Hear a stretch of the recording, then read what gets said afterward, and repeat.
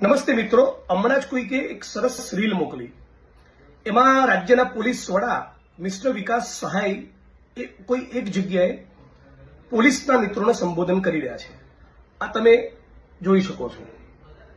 અને આ સંબોધનમાં એમણે એવું કહ્યું છે કે કોઈ પણ બહારનો માણસ એ પોલીસના કોઈ પણ કર્મચારીઓ ભૂલ કરે તો વહીવટી રીતે ડિપાર્ટમેન્ટલી આપણે જોઈ લઈશું. બહારના કોઈ પણ માણસની વાતને તમારે ટોલરેટ કરવાની નથી. માનનીય ડીજી શ્રી મિસ્ટર સાહેબ, તમારું સૂચન સારું છે. પોલીસ ફોર્સનું મનોબળ ટકેલું જ હોવું જોઈએ. એ રાજ્ય માટે જે પોલીસ કર્મીઓ કોન્સ્ટેબલથી લઈને સિનિયર મોસ્ટ ડીજી રેન્કના ઓફિસરો જે રાષ્ટ્ર માટે દેશ માટે સેવા આપતા હોય, એમના પરસેવાને અને એમના કામગીરીને એમની નિષ્ઠાને હું એપ્રિશિએટ અને સેલ્યુટ કરું છું, હું વંદન કરું છું. પણ તમે જેને લીડર ઓફ ધ ફોર્સ કીધા એવા તમારા કેટલાક કલીગ્સ અને ઉચ્ચ આઈપીએસ અધિકારીઓને લોકો ચોપડાઈ જાય છે. કેમ સાંભળી લેવું પડે છે?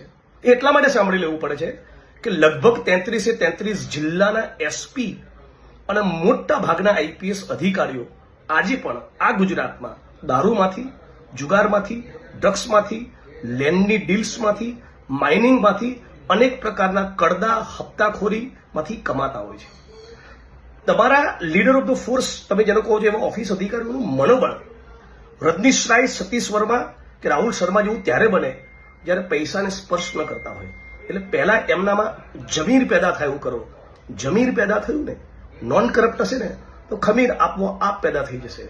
ખમીર પેદા થયું તો મારું કે કોઈનું નહીં સાંભળે, મને પણ જવાબ આપી દેશે. આજની તારીખ એવી ઓકાત અને હેસિયત એટલા માટે નથી કે સ્પાઇનલેસ છે, કરપ્ટ છે અને પોતાનું ઈમાન વેચીને બેઠેલા છે.